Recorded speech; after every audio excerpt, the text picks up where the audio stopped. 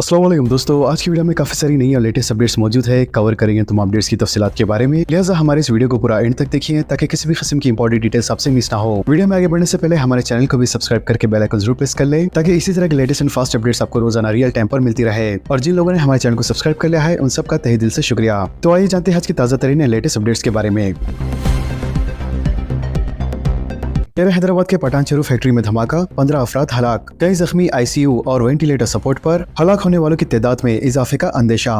संगारेड्डी जिले के पटानचेरू के करीब पाशा मेराराम सनती इलाके में वाक़े सगाची इंडस्ट्री खांगी लिमिटेड में पीर को पेश आए एक बड़े रिएक्टर धमाके में कम से कम 15 अफराद हलाक हो गए और 35 शदीद जख्मी हो गए। इसके अलावा महलकिन की तादाद में भी इजाफे का अंदेशा है क्योंकि 12 जख्मी आईसीयू या वेंटिलेटर सपोर्ट पर है, जो इस धमाके में तकरीबन 70 से 80% झुलस चुके हैं। जख्मियों को फौरी तौर पर 4 मुख्तलिफ हॉस्पिटल्स में मुंतकिल किया गया। इत्तलात के मुताबिक हादसे के वक्त तकरीबन 150 मुलाजिमीन फैक्ट्री में मौजूद थे, जबकि अहदेदारों ने खदशा जाहिर किया है कि हलाकतों की तादाद में मजीद और इजाफा हो सकता है। वाज़ेह रहे कि यह धमाका सुबह 9 बजे पेश आया और धमाके के नतीजे में मजदूरों के जिस्म तकरीबन 100 मीटर तक उछल गए और इर्द गिर्द मुंतशिर हो गए। धमाका इस कदर शदीद था कि फैक्ट्री की इमारत जमीन दोज हो गई और पूरे इलाके में सियाह धुएं के बादल छा गए। फिलहाल रेस्क्यू ऑपरेशन जारी है, जिसमें नेशनल डिजास्टर रिस्पांस फोर्स, रियासती फायर एंड रेस्क्यू सर्विस और मुकामी पुलिस के मुलाजिमीन शामिल है। इब्तदाई इतलात के मुताबिक यह धमाका रिएक्टर फटने से हुआ, जिसके बाद फैक्ट्री में आग भड़क उठी जो तेजी से दीगर हिस्सों में फैल गई। लिहाजा वाक़े की इतला मिलने के फौरन बाद जिले कलेक्टर और एसपी मौके पर पहुंच गए और हालात का मुकम्मल तौर पर जायजा लिया। वहीं दूसरी जानिब वजीर सेहत दामोदर राज नरसिम्हा ने भी वहाँ का दौरा किया और इन्होंने इस वाक़े को अफसोसनाक करार दिया। इन्होंने कहा कि इस वाक़े के साथ ही तमाम महकमे जात बशमूल पुलिस और फायर ब्रिगेड ने फौरी तौर पर राहत के कामों का आगाज किया। मजीद इन्होंने कहा कि जख्मियों के मुकम्मल मुफ्त इलाज को रियासती हुकूमत यकीनी बनाएंगी। वाज़ेह है कि पटानचेरू, संगारेड्डी, कुकटपल्ली, माधापुर, जेडी मेटला और राजेंद्र नगर के 11 फायर ब्रिगेड्स ने वहां पहुंचकर आग बुझाई। धमाके के जख्मियों के मौसर इलाज के लिए गवर्नर और चीफ मिनिस्टर की हिदायत। केमिकल फैक्ट्री में धमाके पर दुख का इजहार, पसमंदगान से इजहार ताजियत। रियासत तेलंगाना के गवर्नर कृष्णदेव वर्मा और चीफ मिनिस्टर रविंद्र रेड्डी ने संगारेड्डी की केमिकल फैक्ट्री में धमाकों में हलाकतों पर गहरी तशवीश और दुख का इजहार किया है। गवर्नर ने महलकिन के पसमंदगान से ताजियत का इजहार किया और जख्मियों की आजिलाना सेहत याबी के लिए नेक तमन्नाएं जाहिर की। इसके अलावा इन्होंने जख्मियों के बेहतर इलाज के लिए भी इकदाम की हिदायत दी। इसी दौरान चीफ मिनिस्टर रविंद्र रेड्डी ने वजीर सेहत दामोदर नरसिम्हा को मुकाम का दौरा करने और जख्मियों के इलाज के लिए बेहतर सहूलत की फरहमी की हिदायत दी। इसके अलावा चीफ मिनिस्टर रविंद्र रेड्डी ने भी फैक्ट्री में धमाके पर दुख का इजहार किया और जख्मी की जान बचाने बेहतर इलाज की सहूलत की हिदायत दी। चीफ मिनिस्टर ने कहा कि महकमे सेहत के हुक्काम को इलाज के इंतजाम की निगरानी करनी चाहिए। इसके अलावा चीफ मिनिस्टर अहदेदारों और वज़ीरा से रब्त में है और इलाज की सहूलतों के बारे में मालूमात हासिल कर रहे हैं। 24 घंटे में शहर और मुज़ाफ़ात में कत्ल की 3 वारदातें। शहर हैदराबाद और इसके मुज़ाफ़ात में 24 घंटे के दौरान 3 अलग अलग कत्ल के वाक़यात ने शहर को हिला कर रख दिया है। लिहाजा पहला वाक़या बहादुरपुरा फ्लाईओवर के करीब पेश आया, जहां एक नामालूम शख्स की लाश बरामद हुई। पुलिस के मुताबिक लाश पर जख्मों के निशानात मौजूद थे, जिसकी बुनियाद पर कत्ल का शोबा जाहिर किया जा रहा है। लिहाजा इसकी इतला मिलते ही बहादुरपुरा पुलिस मौके पर पहुंची और केस दर्ज करके लाश को उस्मानिया हॉस्पिटल मुंतकिल कर दिया गया। फिलहाल पुलिस सीसीटीवी फुटेज की मदद से मुलजिम की शनाख्त की कोशिश कर रही है। इसके अलावा शहरों से अपील की गई है कि अगर किसी के पास कोई इतला हो तो पुलिस से फौरी रब्त कायम करें। दूसरी वारदात शहर के कुकटपल्ली इलाके में पेश आई, जहां अल्लाहपुर पुलिस स्टेशन के मशहूर रॉडी शीटर सैयद शाहिद को नामालूम अफराद ने कत्ल कर दिया। सैयद शाहिद बदनाम ज़माने रॉडी शीटर मरहूम सैयद वाहिद पहलवान का बेटा था। पुलिस के मुताबिक सैयद शाहिद पर हमला अचानक और इंतहाई बेदर्दी से किया गया, जिसके नतीजे में मौके पर ही इसकी मौत हो गई। इसके अलावा कत्ल का तीसरा वाक़या नागौल में पेश आया, जहाँ एक जूस की दुकान के मालिक अशोक यादव की लाश पुलिस को दस्तयाब हुई। सीसीटीवी फुटेज के जरिए पुलिस कातिलों का पता लगाने में मसरूफ है, जबकि मुकामी अफराद ने पुलिस को बताया कि अशोक पर हमले से कबल हमलावारों ने इसके साथ बहस की थी। राजा सिंह ने बीजेपी से इस्तीफा दे दिया। गोशा महल के रुकने असेंबली टी राजा सिंह ने पीर को बीजेपी से इस्तीफा दे दिया। लिहाजा तेलंगाना बीजेपी सदर और मरकजी वजीर कोयला जी किशन रेड्डी को मुखातिब करते हुए अपने मकतूब इस्तीफा में राजा सिंह ने कहा है कि ये फैसला इन्होंने दिल शिकस्ता होकर किया है। मीडिया रिपोर्ट्स के मुताबिक रामचंद्र राव को तेलंगाना बीजेपी का नया रियासती सदर मुकर्रर किया गया है, जिस पर मायूसी के आलम में राजा सिंह ने इस्तीफा दे दिया। राजा सिंह ने कहा कि ये फैसला न सिर्फ मेरे लिए है बल्कि उन लाखों कारकुनों और वोटर के लिए भी चौंकाने वाला है जो हर अच्छे और बुरे वक्त में पार्टी के साथ खड़े रहे। लिहाजा ऐसे वक्त में जब बीजेपी तेलंगाना में पहली बार हुकूमत साजी के दाहिने पर खड़ी है, इस तरह के फैसले हमारे सफर की सिंध पर सवालिया निशाना खड़े करते हैं। मजीद राजा सिंह ने कहा है कि चंद अफराद अपने जाती मफादात के तहत मरकजी क़यादत को गुमराह करते हुए पर्दे के पीछे रहकर फैसले किए हैं, जिससे जमीनी सतह के कारकुनों की कुर्बानियां ज़ाया हो रही है और पार्टी को गैर जरूरी बहरान का सामना करना पड़ सकता है। तेलंगाना में मानसून सरगर्म, अजला और शहर में शदीद बारिश। शहर में कई मुकामात पर पानी जमा, आइंदा 2 दिन में मूसलाधार बारिश की पेश ख्यासी। रियासत तेलंगाना में मौसम सरगर्म हो गया है, जिसके असर से अजला और शहर में बारिश का सिलसिला शुरू हो गया है। इसके अलावा ग्रेटर हैदराबाद के मुख्तलिफ इलाकों में आज शाम अचानक जोरदार बारिश हुई, जिससे कई इलाके झील में तब्दील हो गए और सड़कों पर पानी जमा होने की वजह से ट्रैफिक के मसाइल पैदा हो गए, जिससे गाड़ी चलाने वालों को काफी दुश्वारियों का सामना करना पड़ा। इसके अलावा मेयर हैदराबाद विजय लक्ष्मी ने जेएचएमसी के अहदेदारों के साथ टेलीफोन कॉन्फ्रेंस का एहतमाम किया, सड़कों से पानी की निकासी के लिए अमले को मुतरक हो जाने का मशवरा दिया। जिन इलाकों से भी पानी भरने की शिकायतें मौसूल हो रही है, ऐसी शिकायतों पर फौरी तवज्जो देने और अवामी मसाइल को दूर करने की हिदायत दी, जबकि जेएचएमसी का अमला, ट्रैफिक पुलिस और हाइड्रा का अमला सड़कों से पानी की निकासी के लिए मसरूफ देखा गया। इसके अलावा मेयर हैदराबाद ने शहरियों से अपील की है कि वो बारिश के पेश नजर गैर जरूरी मकानात से बाहर ना निकले, सिर्फ जरूरत पड़ने पर ही घरों से बाहर निकले। नई कॉलोनियों और आउटर रिंग रोड के अंदरूनी इलाकों में सिटी बसों की सर्विस। वजीर ट्रांसपोर्ट ने मुशीराबाद डिपो का अचानक मुआयना किया, डिजिटल पेमेंट का तफसीली जायजा लिया।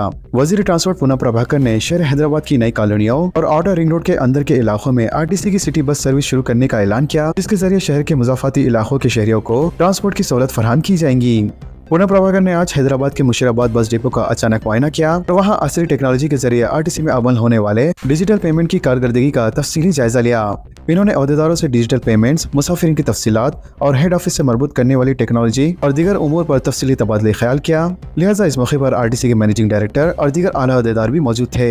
इस मौके पर खिताब करते हुए पुनः प्रभाकर ने कहा है कि तेलंगाना आरटीसी की जानिब से अवाम को असली टेक्नोलॉजी के जरिए काफी अहम सहूलियात फराहम की जा रही है। मजीद उन्होंने कहा है कि टेक्नोलॉजी का इस्तेमाल करते हुए आरटीसी बस में डिजिटल पेमेंट की सहूलत मुतारिफ कराई गई, जिससे मुसाफिरीन को टिकट की लेन देन में आसानी हो रही है। वाज़ेह है कि अब तक शहर हैदराबाद में गुज़िश्ता 3 महीने के दौरान 16 से 20% डिजिटल पेमेंट का अमल मुकम्मल हुआ है। इसके अलावा रियासत भर में 6000 आरटीसी बसों में डिजिटल पेमेंट की सहूलत फराहम की गई है, जिसका डेटा हेड ऑफिस में वक्तन फ़ौक्तन अपडेट होता रहता है। मजीद उन्होंने कहा है कि किस बस में कितने मुसाफिर सवार है और कितनी आमदनी हो रही है, रोजाना इसकी तफसीलात हेड ऑफिस को इस डेटा के जरिए मिल जाती है।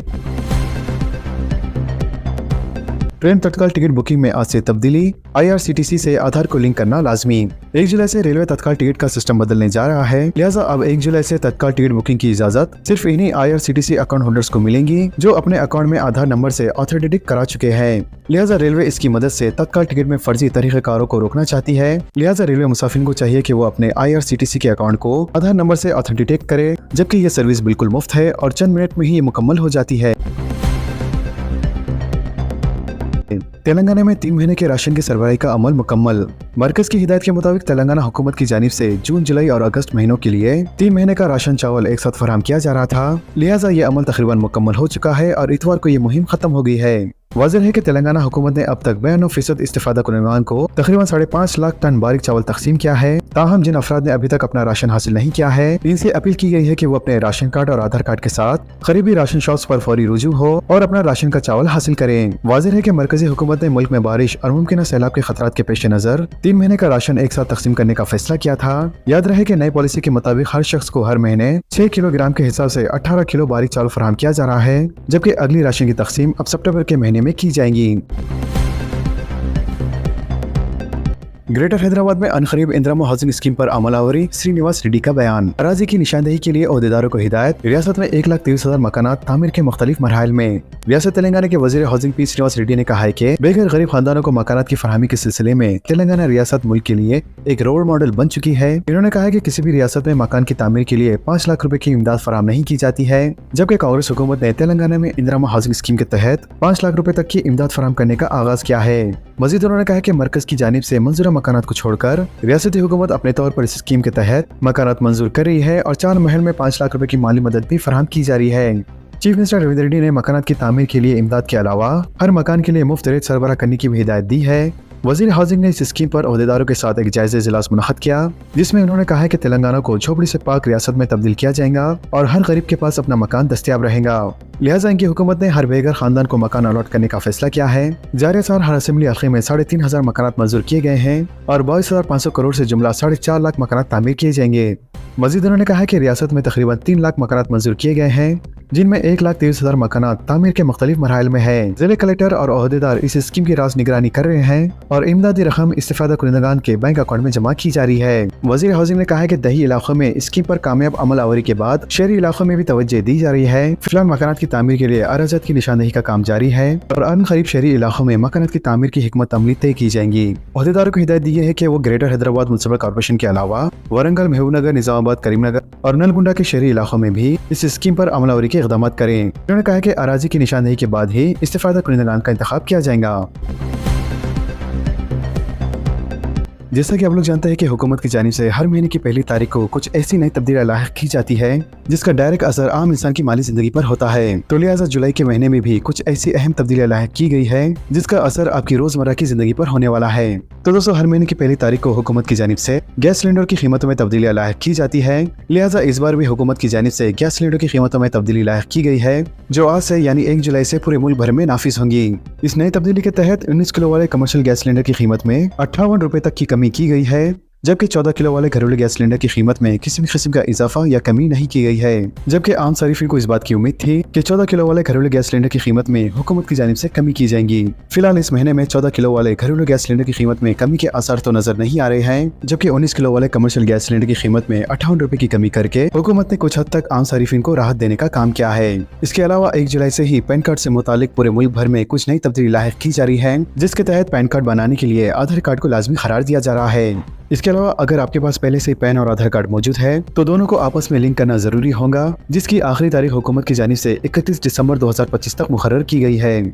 फिलहाल तेलंगाना रियासत में गैस सिलेंडर सब्सिडी से मुताल्लिक अगर बात की जाए तो महालक्ष्मी स्कीम के तहत जिन सारिफिन को गैस सब्सिडी के लिए मुंतखब किया गया था, तो इन सारिफिन के बैंक अकाउंट्स में अब हुकूमत की जानिब से बिल आखिर 3 माह के लंबे इंतजार के बाद सब्सिडी की रकम फराहम की जा रही है। वाज़ेह है कि पूरी रियासत तेलंगाना में घरेलू गैस सिलेंडर 855 रुपए में फराहम किया जाता है, जिसकी जुमला रकम अदा करने के बाद हुकूमत की जानिब से 355 रुपए बतौर सब्सिडी सारिफिन के बैंक अकाउंट्स में फराहम की जाती है।